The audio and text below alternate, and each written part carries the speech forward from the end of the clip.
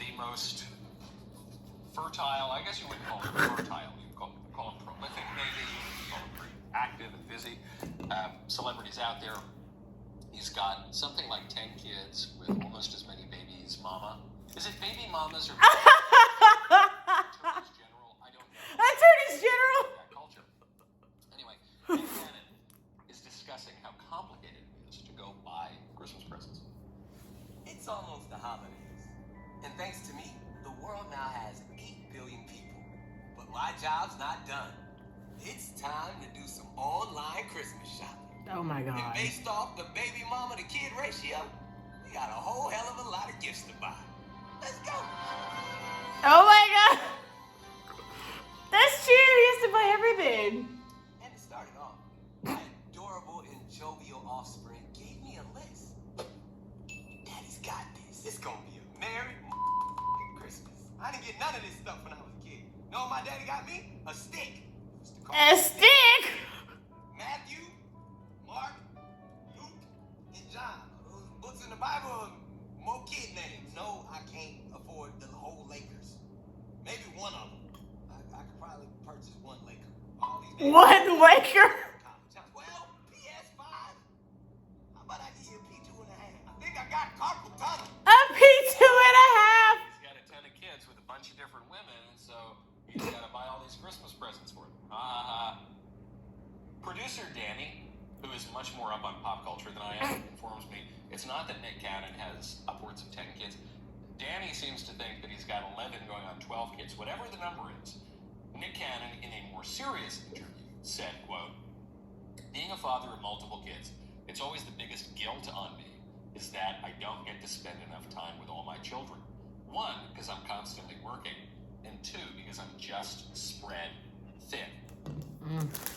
A lot of people knock Nick Cannon because he goes around and impregnates all of these women and isn't married to them and doesn't form a stable family and is very irresponsible. The reason I don't go after Nick Cannon as hard as some people do is I always think, at least he doesn't kill the kids. It's sad that that is the bar in our society. That is the bar, Our Michael. society murders 850,000 babies a year. That's So true. if you don't kill your kids, you are already starting at a higher place than that baseline in our culture. And I genuinely give Nick Cannon credit for that. Oh God. Now, of course, we want to raise our standards a little bit. And the reason that Nick Cannon feels guilt is because he's doing something that is shameful. He is intentionally depriving children of a stable family. Yeah. You are supposed to have children within the context of marriage. Marriage is the lifelong union, the perpetual union of a man and a woman, of a husband and a wife, for the good of the spouses and the sake of the generation and education of children.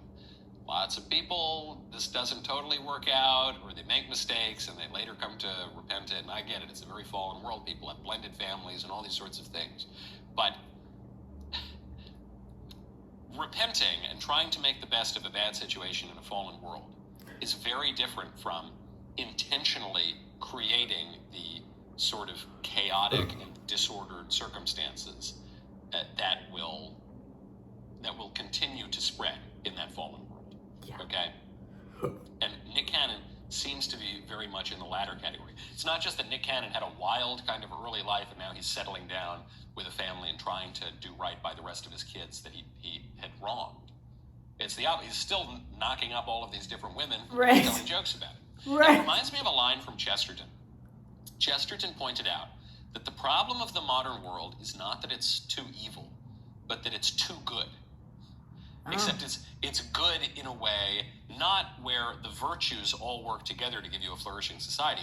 It's good in the sense that people take one virtue and they just pursue that relentlessly and they ignore all of the other virtues. That the virtues have been separated and they're wandering around aimlessly and recklessly. So Nick Cannon, as I gave him credit at the top, he's not killing his kids. He recognizes that it's a good thing to have kids, and it is.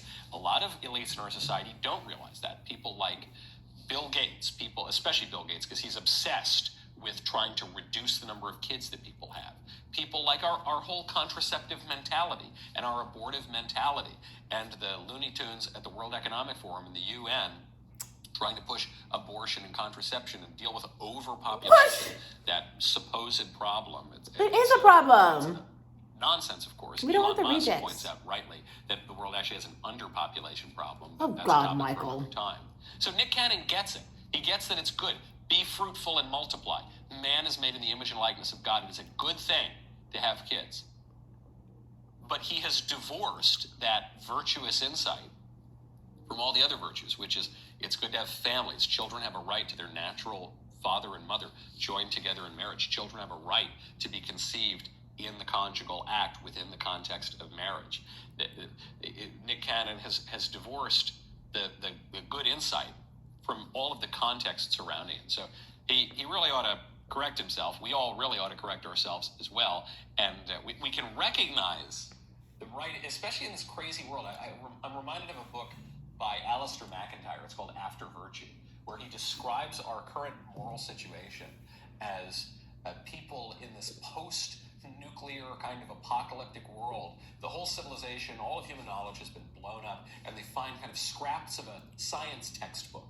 You know, one equation here, one little commentary on physics here, and from that we've got to piece back together the whole of human scientific knowledge. That's where we are right now when it comes to morality and ethics. Okay, Nick Cannon, it's right. Be fruitful and multiply. Well, what does that mean? Man is made in the image and likeness of God. Great. What does that mean? What does that mean?